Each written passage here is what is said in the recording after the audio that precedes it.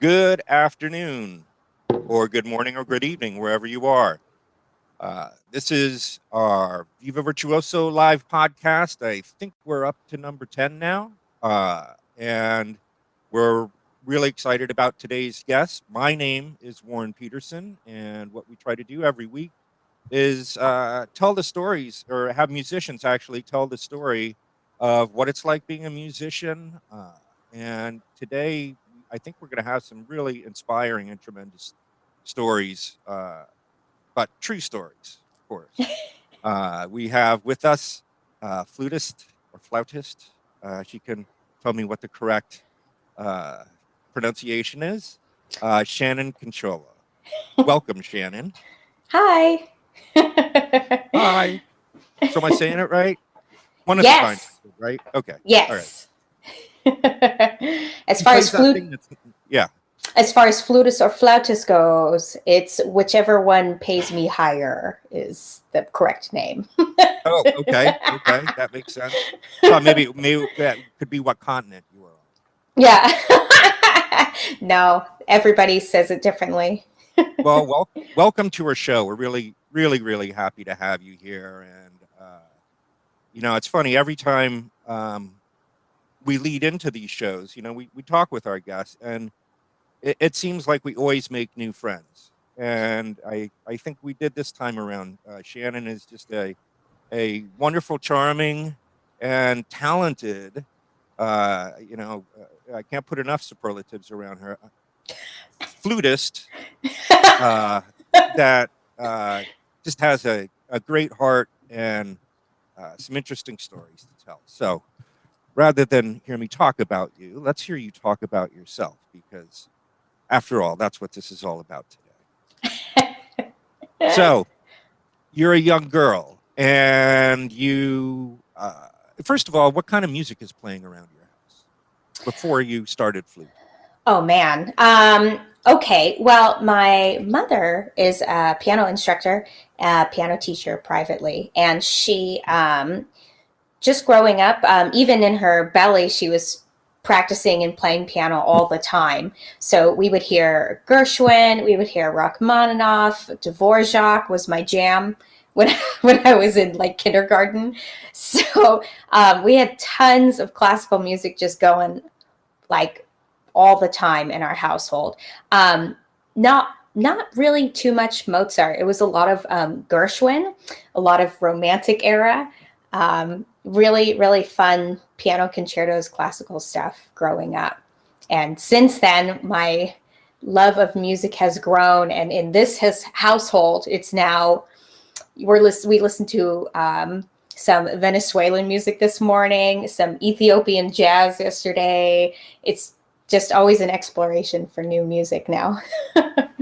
Well, I mean, as it should be, right? We should always be opening our minds. I remember when I was younger, I played a little bit of chamber music, but didn't really, adore it. And it wasn't until I got a little bit older, and I grew up listening to all classical, so loved orchestral, loved piano concertos, loved other instrument concertos, that sort of thing. Yeah. But then all of a sudden started playing chamber music, and it opened up this whole wide world and that was just in Western music. Yeah. And we've had some guests where I've actually got some interesting music from them too. And I actually noticed on your YouTube station you have a new video out, and it's not your run of the mill classical piece. I believe it's called Stacked. Yes. Yeah. It's a new one of these new works that I wanted to dive into. It can be played with six flutes or just a solo flute with a accompaniment recording. I decided to play all parts and record all parts, and it was written a couple years ago, I believe, by Alison Logan Huggins, I believe, and she's this brilliant female Black composer, and she is just so talented in what she does. And it spoke to me. It felt like through all this quarantine madness, that we're just getting stacked with emails, stacked with student stuff, stacked with so many horrific news stories that I just needed to release musically, and decided to record this and put a cool music video out featuring diversity, in our musical world. Of which there's plenty that should be recognized. And so I urge people, before we even get to all your credits and social media links, to go out, check out Shannon's YouTube channel. I think it's the first video out there, because you did release that quite recently, and it really is fun listening to her multi-track herself and put the song together. And the structure of the song too, the framework of the song is such that it adds all the way up and then it subtracts coming back down. So it's a stack that grows and I guess wanes, ebbs and wanes, ebbs and flows. Musicians are lucky about the fact that they can, if they have the equipment, the skill, and the knowledge to do it, create other outlets for their passion while we're going through this. But we'll get into more of this later. But it in no way does it replace the feeling of playing for people live, and hopefully we'll figure out solutions for that soon. It's totally different recording at home and then putting the final product together, putting it on YouTube, and then okay, what's next? There's no audience clapping, there's no feeling. It's odd, and but such a cool, fun new skill that I learned working with all these programs and the microphones and placement, and many frustrating nights as well, but I'm thankful for COVID for that. Okay. You're in a way. You're the first guest that said that. So we will record that forever. Great. All right. So let's work our way a little bit back from COVID. So you're listening to Gershwin, Rachmaninoff, romantic composers, but you're not going really back to the what would be officially defined as classical music, or Baroque music or Renaissance music. Your ears were filled with that, and then it's time for you to choose an instrument. How does that work? Oh my gosh! Well, that's a really funny story. My mom, she always believed that music was such an important part of growing up, just like math and science. And she just she knew we needed to do it, and she would continue to keep us in music up until high school, and then after high school we do whatever we want to do career-wise. So she came into my room one day and she gave me the choice of playing flute or guitar. And when I thought of guitar at that age, I thought of singing around a campfire, kumbaya guitar, and I thought that was very lame at my young age. And so I chose flute because that was the only other option. And I was so frustrated playing that instrument, so beyond frustrated. I wanted to sound just like my private instructor right away, just like the flutes I heard growing up in orchestras. And it just was not there immediately. So that was the first little inkling of the fire of, I wanted to sound like a flute player, not like a dying dolphin cow. And just started really digging into, hone into getting better at flute. I tell you, you're very illustrative with words. Right. You know what I'm talking about. Yes, you have some unforgettable pull quotes from the show, that's for sure. So you're struggling, and do you find this motivating or demotivating, or does it depend what day it is? Good question. Mostly incredibly motivating. When I was younger, there was just this constant push to just, I want to sound like a flute player. Now, I didn't necessarily like the process at the time, and I didn't think that I wanted to be a flute player and make a career out of it at all. That was not the goal. It was just, I want to sound like my private instructor and like all the recordings I've heard growing up, you know? So at what point did you start feeling like, hey, maybe I'm not quite as good as my teacher or whatever, but I can actually play the flute in a way that is moderately pleasing, at least. Yeah. Oh my goodness. I think it was this moment that I experienced in high school when I was a sophomore. Our wind ensemble was pretty good in high school, and we got the opportunity to travel to New York and do this festival at Carnegie Hall, which was brilliant, like absolutely amazing, incredible experience as a young musician.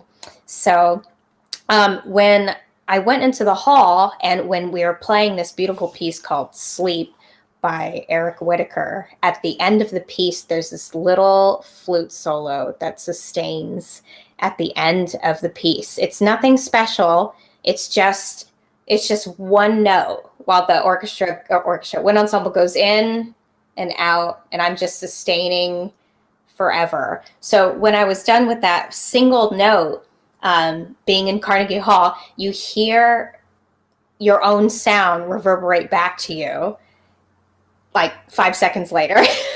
And when I heard that sound back to me of myself, I just realized that this is something I want to do for the rest of my life. It's too cool, too unbelievable to be in this hall, too amazing to be working with all my friends, making such beautiful music together. And yeah, I knew I want to do this for the rest of my life. So you're a sophomore, you say, when this happened? Okay. Sophomore in high school, yeah. And then the fire in your belly just like went up a couple hundred degrees. Yes, like a million, gajillion. Okay. Yeah. So how did that translate into your path to higher education? Well, yeah, interesting story. Growing up, we didn't really have a ton of money growing up. Like, I had to work when I was 16 to help with the bills, and then help with groceries, and and pay for my own instrument, which flutes can be pretty expensive if you don't know. So I went to a city college first, following my twin sister, and Pasadena City College, to be exact, which has a really great music program, believe it or not, with tons of chamber ensemble, orchestra, tons of soloing opportunities. So went there, and then had to take a year off in between because I got accepted into University of Redlands, but again, the tuition was intense as well. So took a year off to pay some bills off and save and get ready for my final 2 years of my bachelor's. So went to University of Redlands. More financial craziness happened. They ran out of money for me at University of Redlands, and I had a dorm room at the time. I had a meal plan all ready to go. And at that time, when I ran out of money, I figured, or when they didn't have money for me, I figured, now's my time. I need to get this degree. I can't take another year off to save. That's what they were suggesting. So I said, take the dorm off the plan, take the meal plan off. I'll figure out a way. And stayed in my car for a little while, and then ended up sleeping on floors and on couches for friends, out of friends' kindness of their hearts for maybe 6 months or more. I think it was probably the last final year. And then the final place was a porch that was converted into a living space. So I was living right next to the water heater, and it would leak on me when it rained, and bugs would come land on me. It was, My gosh. yeah, it was life changing in a good way and a bad way, because it made me realize that, you know, this career that I really want, I need to fight tooth and nail for it every day of my entire life. So even now, when I have a great roof above my head, I have wonderful little kitten cats keeping me company, a great husband, and now a little baby on the way. You know, I'm still hustling like I'm still living on that porch, leaking on me in the rain. That was up to my bachelor's, and then things got better after that for my master's. Oh boy. Well, Yeah, well. First of all, congratulations thank on you. all of the new uh, people in your life and animals in your life, and for having a being in a situation where playing music does not necessarily, translate to trauma, in order in that you don't have to make those difficult choices. But the fact that you did make those choices at that time really speaks to your passions, and speaks to, uh, I think, that fire in your belly that we were talking about before. Mm. So everyone out there, whether you're a musician or whether you're a mathematician, I mean, what would you tell these young students that are struggling, where it's a struggle, but they have something that they really like what they're doing? What's your message to them? Oh my goodness, just to hold on, just to hold on and stay strong, and know that if this is something you are putting your heart and soul into 100% every day, the career that you want and you dream of, it will happen. It's just a matter of time, more than if it will happen. You know, I would say it took me maybe about six years, I would say, after my bachelor, 6 or 7, until it started to get into an unbelievable journey of just, I can't believe some of the gigs I do now. It's exciting, you know, and I can't believe it's still gonna grow. This isn't my ending point. My career's still gonna go higher and higher. I just can't imagine where it will go next. Well, I and we'll talk about that, but I do want to remark on your advice, which is uh, excellent advice for children, but I would say, children of all ages, right? Um, there are people that could be in their 30s, 40s, 50s, 60s, whatever, that have a dream about doing something, and your advice to them is, find a way to do it if that's where your passion lies. Yeah, So I yeah, think it's really good life advice. Hear yeah. that, everyone? Not just you kids. If there's a will, there's a way. So talk about this ramp up that you went through in your career that led from, I'm assuming, kind of walking down a line, getting a diploma, maybe getting a few students or something, to these wonderful gigs, which I want to hear about. But what was that path like? Oh man, it was an interesting path. I was an office assistant. I worked at Corner Bakery. I ate a ton of breadsticks while working there, and I had one student. So when I graduated, I figured, I'm not going to have any time to practice or to really even reach out to anybody to play, or even if I do have to ask my office job for the day off, my Olive Garden job off, in order to do what I really want to do. So I had a little bit saved to hold me over for a little while, and I was with um, my fiance at the time, I guess, who's now husband, and we were doing okay together. Um, so I decided Olive Garden and quit the office assistant job and just start building my studio from the bottom up and building my career from literally the bottom up. I had no gigs in my planner. So I'd make little goals every day. I would sit at my computer and I would think, okay, what venues would hire me fresh out of college that nobody knows who I am? Okay, so today I typed like crazy and I emailed as many churches in Southern California I could possibly find. So I would send hundreds and hundreds and hundreds of emails to these churches asking, do you need a flute player to play with your choir? And I do research. They have a choir. Do they have a handbell choir? Do any music at all? and do that kind of research and send like a headshot photo, send a crappy video of me playing, sent a tiny little bio because I didn't really have anything to my name, and just hoped that somebody would write back. And out of hundreds of emails a day, I would get maybe one, maybe once a week. Sometimes they reply back saying, we don't need anybody, but we'll keep you in mind. And then other times they would just cold call me and have me on board for their church services. And that one gig I would get like once every couple of months started becoming an annual thing, started getting bigger and bigger, and I kept getting calls back, more recommendations.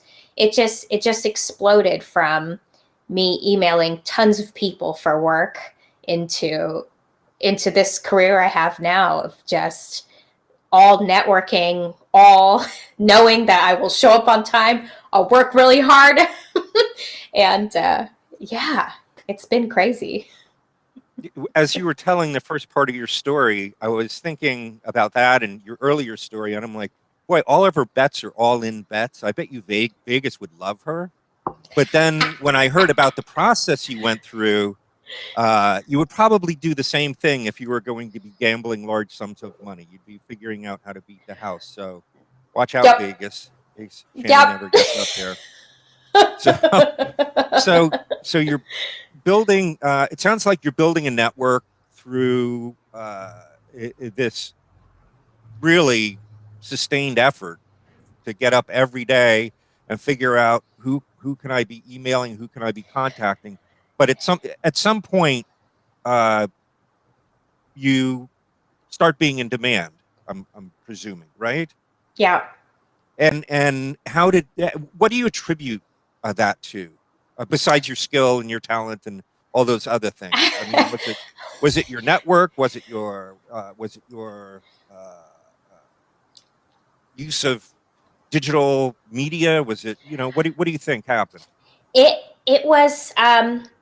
I like to think that it was a lot of the little delicate things I would put into every single gig that maybe not other musicians would think about. So I would, like, if a choir was singing something holy and something really beautiful, or they sang like God on a very high note that I played with them, I would research what they were singing and try and make my part, make their lyrics and their text come alive a little bit more. So if they sing this huge God, like huge moment, I definitely make sure I'm singing up there with them and ringing loud and true. Or after I still do this too, I always send a little email that says, thank you so much for this opportunity. I loved when we chatted about blah, blah, blah. I hope your family is okay, blah, blah, blah. And a little image just saying thank you. Just little small things like that to try and set me above everybody else, and just letting them know I am so unbelievably grateful that you hired me. I had a lot of help from my private instructor for University of Redlands too. Any wedding gig she didn't want to do or didn't have time to do, she just plopped in my lap as well. So there was a lot of people looking out for me once they knew I want to work. Give me the work. Yeah, I think that actually our producer here is probably really itching to say something because she has stories like that. So are you around, Nikki? I am indeed. We can hear Can you. you guys We hear me? can't see you. Yeah, we can hear you. Okay. Um, Well, right now we I can only see you. yeah. But here we go. All right. So Oh, I'm there we going to do are. both these things. Right. Everybody's in the Oh, house. it seems I'm in dark mode tonight. You're in a Is this an cave. omen? Hi, Shannon. Hi. Yeah, no, I'm in the same room that I'm usually in, but you know what? I think you'll understand this as a musician, different gear, and you get a completely different product, right? Um, so yeah, I mean, I don't even know where to begin. Your story is so impressive, really. And you know, I know what you're going to say. I know what you're going to say after one conversation with you. You're going to say, you know what? It was just something I felt, I needed to do, and I was just there and it happened, and I get it. A lot of amazing feats that people achieve are just because they're there in that situation. And I mean, just Noah just happened to be there, and it was just somebody just happened to tell him to build an ark, and then just right, one thing led to another. But first, I'd like to say that yeah, you've really accomplished some amazing things. And that's why we're calling this episode High Notes, because as you said, you've had your ups and downs and all of that. So here's my first question to you, first of many. And yeah, I have a feeling we're gonna have to go a little bit longer tonight. All of these experiences that you talked about, and you talk a lot about music and life and the flute through your learning and your practice, and you're getting better at it, right? And grasping all of this. But you also like teaching. How have all of these experiences affected your teaching and your relationships with students and with youth?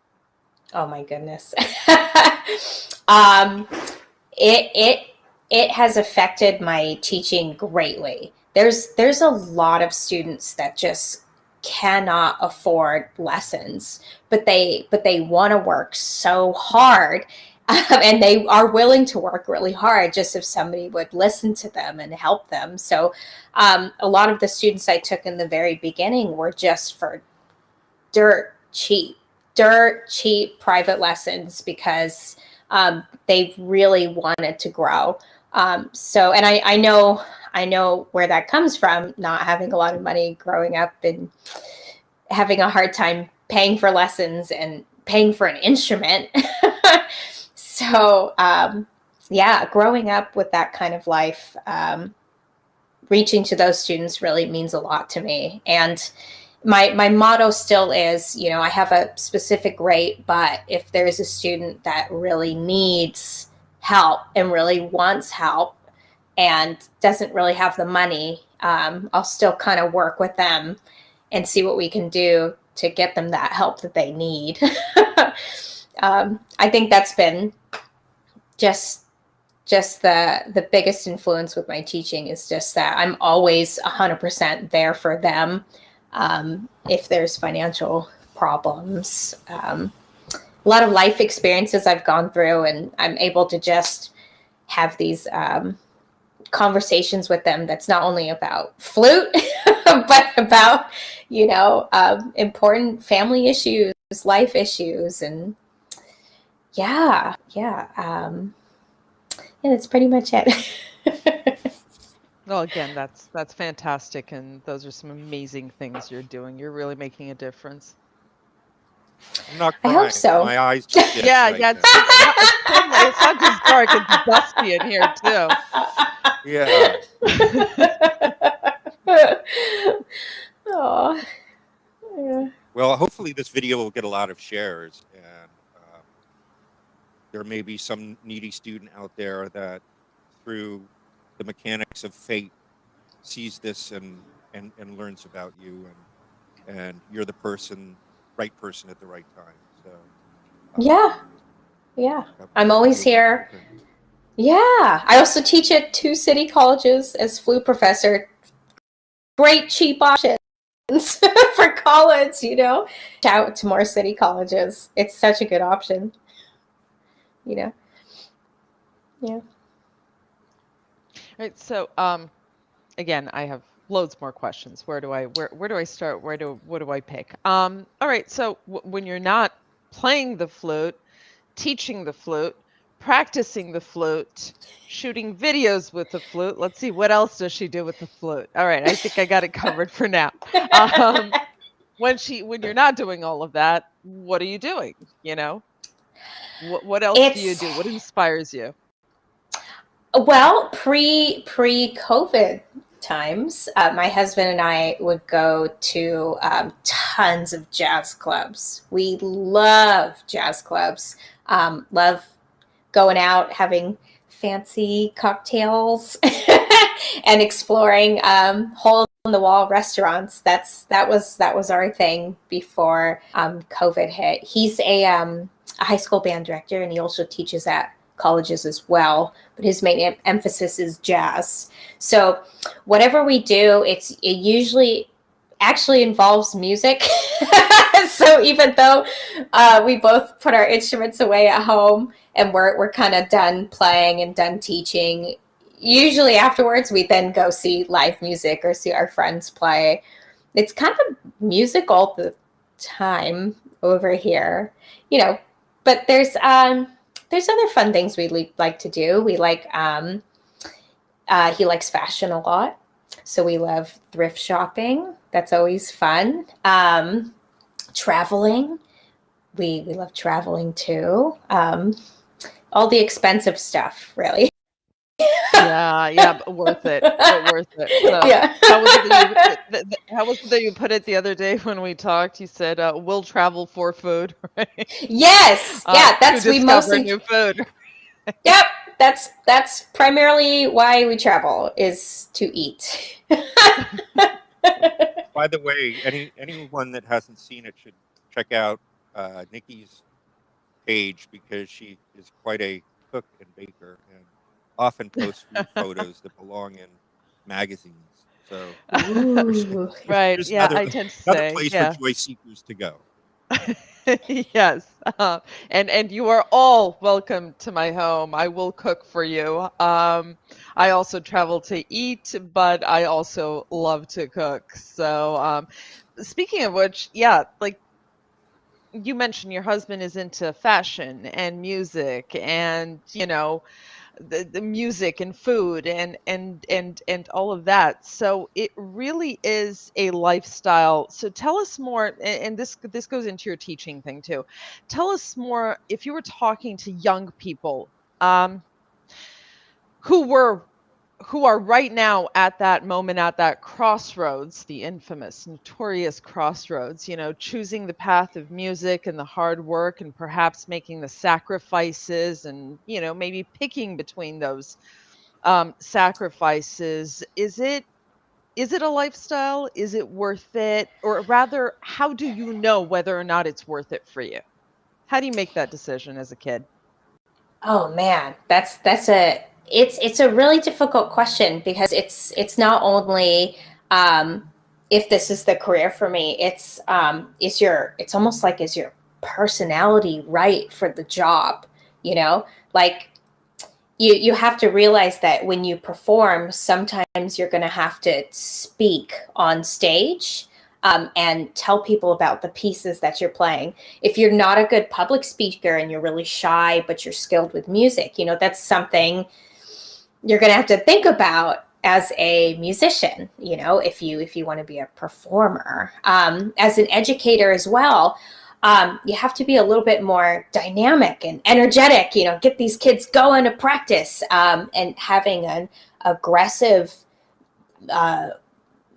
totalitarian type personality may not be a good fit for being a music educator. So it's almost like when I have students telling me they want to major in music, I not only analyze their skill level, but I think, is this going to be a good fit? Are they going to have that fire and that drive to keep them going, to survive through the difficult career that is being a music major, you know, they have to know with college very long time. So that's how I kind of analyze which students I think, you know, would be a good fit really for the music career. It's similar to if you want to be a doctor, you know, the same length of schooling, the same amount, the same dedication, but we get paid a lot less. So it's like even more. Yeah. Right. But you're appreciated less. So yes. more than an educator, so more than just an educator, you're a mentor to these kids. Yeah. Now, is that a trait that music teachers need to have? Yeah, I would say we wear a lot of caps, lot of baseball caps, so we just take on and off. I've had a lot of lessons where students will just something's going on with the family, and we just have a crying lesson. So absolutely no playing. We're just talking it out, and I myself shown me compassion and understanding, and just spend the whole time listening and giving advice. It's we need to have many different hats in order to make a difference in kids' lives, you know. Yeah. And Warren, My do you teacher, agree with that? what's that? Do you agree with that? I know you have. I know your I, relationship with a I, couple of your teachers, so I know there's I- something there. yeah, don't get me wrong. I had my piano teacher for 7 years at Juilliard was just awesome, an awesome teacher. But he wasn't like he wouldn't throw out compliments very easily, right? And it was Yeah. strictly business. So my first lesson with him was uh, me just realizing how incredibly bad I was, you know, Ouch. and it was probably, you know, for a young kid that, you know, got into Juilliard and thinks, well, that's, you know, I'm something else now. Probably actually a very good place to put me. But it took his tool was a red pencil, right? So when he was giving me feedback, I'd always like write it in regular pencil. So it might be a fingering, it might be an accent that I forgot, or the end of a phrase that I'm missing the staccato on, or I'm getting louder where I should be getting softer, whatever it was. It would be that. But if it was something that I did wrong the week before and I penciled in and I did it wrong again, he Mm. had this like wicked red pencil and he'd come over and he'd mark up my music, right? So you can tell, like you can tell, you could read my music through the ages and tell like where I was getting better just by the amount of red pencil that was on the page. And getting a compliment was nearly impossible. The best he could get was that wasn't bad, right? Yeah. And then Nah. and and the scale of the compliment was how many words like really he put in front of it. So if you know that really wasn't bad, you know that was even better than that wasn't bad. And if that that really wasn't bad at all, you were like Like, scoring. yeah. So and he wasn't a totalitarian in any way. He was just he had I was in an educational environment where I was getting scholarship and financial help, and there was just a lot of expectations that Yeah. this is something you should take seriously. If you're not going to practice this much every day, don't even bother. So that was a long-winded answer, but that was a little bit of my experience. So you might have been a softie on me. I don't know. Oh no. I love students and I mentor them and I help them out as best as I can. But at the same time, there's a lot of lessons where they're done playing and I just make this face like, how would you grade yourself if you could grade yourself with that performance you just played? So I'll ask questions like that are like, Not It's like very good. it's like the verbal red pencil. Yes. Yes. Or I'll say like, okay. Okay. Oh, All right. that's the Yeah. worst. It's No, that's the like not worst. even And good or bad. by the way, I was a drama major, so when my acting professor did that, whom we all loved and who was a really a life mentor to all of us. So yeah. But when he did that sort of thing, when he just looked at, it's like, all right. I'm just like, okay. You're like, what? Where? What do I fix? What do I do? In panic mode. No, that's the worst. Is it? Isn't it? It is. That's the worst. So I do want to ask you because you talked about this progression to like better and better gigs. So I'd like you to maybe toot your flute in a manner of speaking and tell us about some of those really, I mean, you're in the LA area, so folks know what that's all about. So you must have been in some pretty interesting places, meeting some pretty interesting people and doing some pretty interesting gigs. Can you give us some highlights? Yeah. Well, everything has just been getting bigger and bigger. And I remember my first big moment was maybe a few years after my bachelor's degree. The World of Warcraft composer, Jason Hayes, he has this video game tribute band called Critical Hit. He needed me for a music video shoot. I wasn't even really playing or recording. It was just fake playing and moving my flute around and, for Tetris, a cover on Tetris, one of my favorite video games. So on this music video shoot, I took my flute part from the score and was listening and transcribing the flute part a few days before the gig.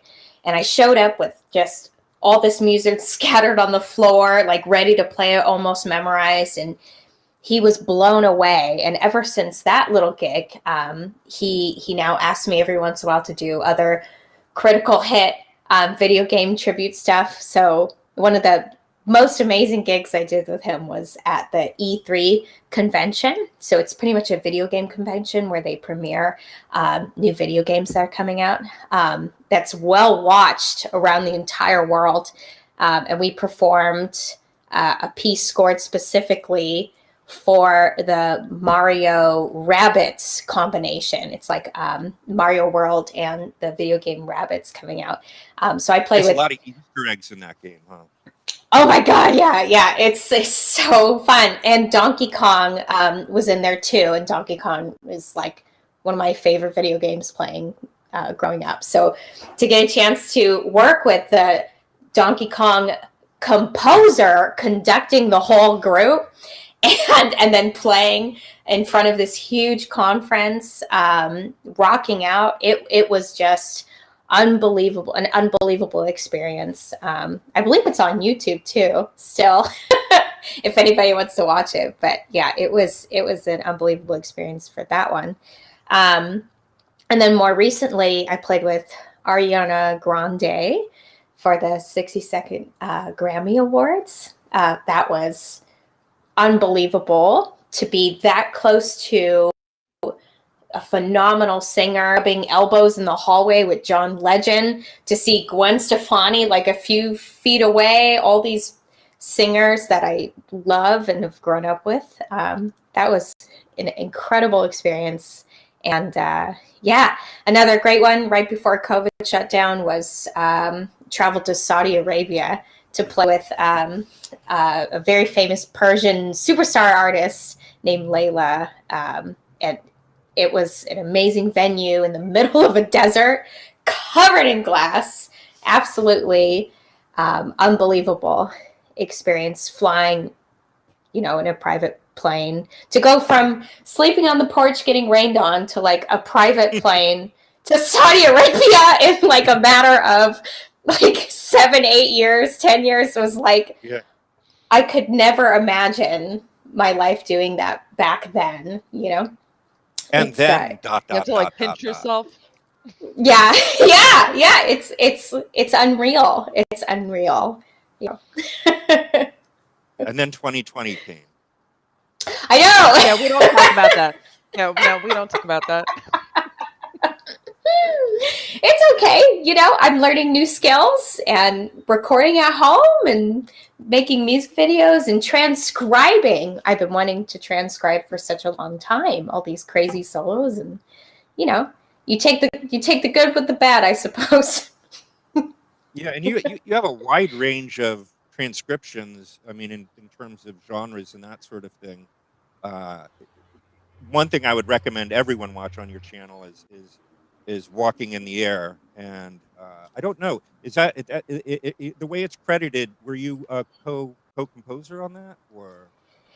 Yeah. It's such a famous tune, and that was actually my mom showed it to us when we were little, growing up. That was one of the tunes we would listen to in the holidays.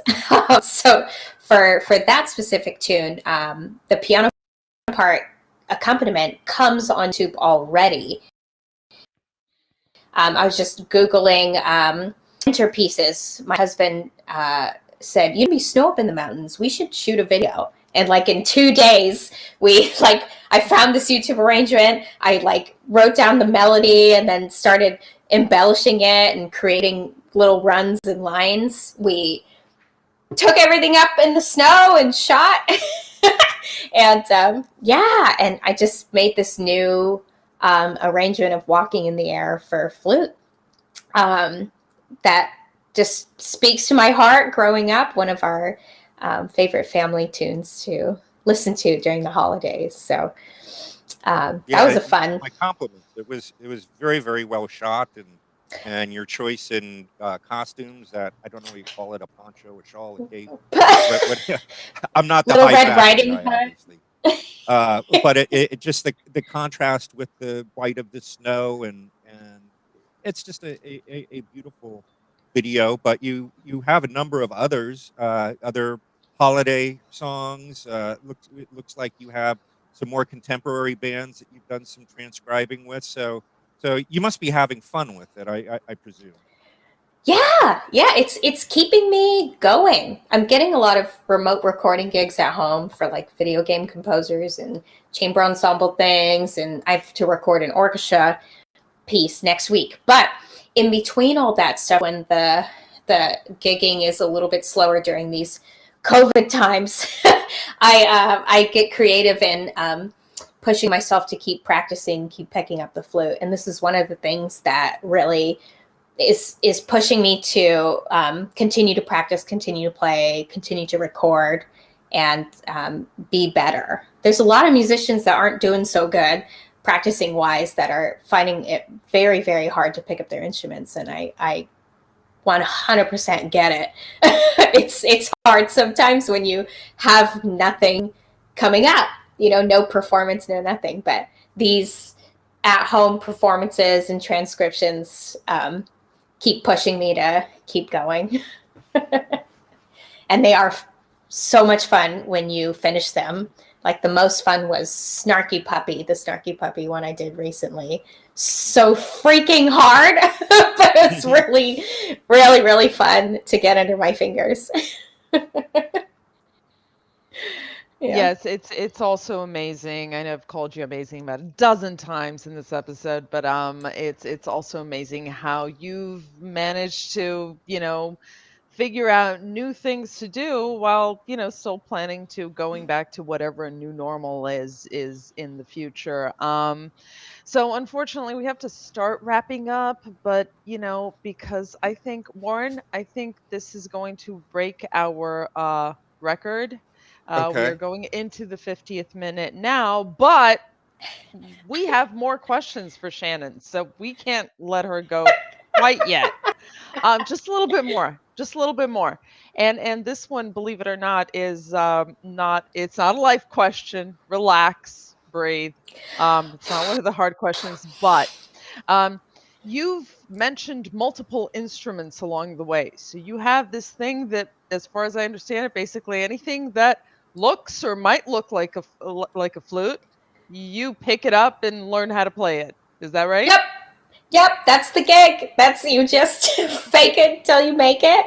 I got a call to play the ocarina for Super Mario World 50th anniversary music video, and it got the email the day before I was supposed to have it in. So, do you play the ocarina? We have the Super Mario gig, and me video games. I'm instantly like, yes. Yes, I have one. Yes, I played one. I'll be good. I'll do it. I'll do it. Oh my God, I never played it in my life. So learned the Super Mario theme in like less than 24 hours. Ready to go. And you whatever gig comes your way, you say yes and fake it until you make it, pretty much. Well, it sounds like it works. So, Yeah. more power to you. Warren, I'm going to hand it off to you now. But before I do, tomorrow is Mother's Day. So, a very happy first Mother's Day to you. And you know what? yay! A happy Mother's Day to your mother who came in one day with that question, guitar or flute? Guitar. Thank you. Happy Mother's Day to you too. Thank you. Warren, take it home. Happy Mother's Day to everybody, both of you, all mothers out there. Thank you. I was just wondering, we've been talking a lot about flutes and the cost and that sort of thing. Do you have one of your instruments handy that you could show us? I do. Maybe talk about, maybe blow us a few Yes. notes or something? Yes. So what are we looking at? We're looking at a Powell flute. It's a vintage Powell body made in 1971. My hands are midget size. I don't know if you can tell, but I found that open hold flutes really cause a lot of pain reaching out and trying to get these low notes out. So it's a professional, one of a kind close hold Powell body, and then a Powell head joint. Very expensive Aramite Powell head joint, which I only play on Powell's. It's a beaut and my baby. So I mean, we can't resist since you're holding it. Can you demonstrate it? Sure. It might be a little cold, but we'll see. I have a little transcription here that I've been working on. It's the next one that I'm gonna hopefully put up on the YouTube channel in a bit. So, would you like to hear a little bit of that? Sure. We got the preview, the sneak preview. Okay. Let me see right now. All right. Okay, so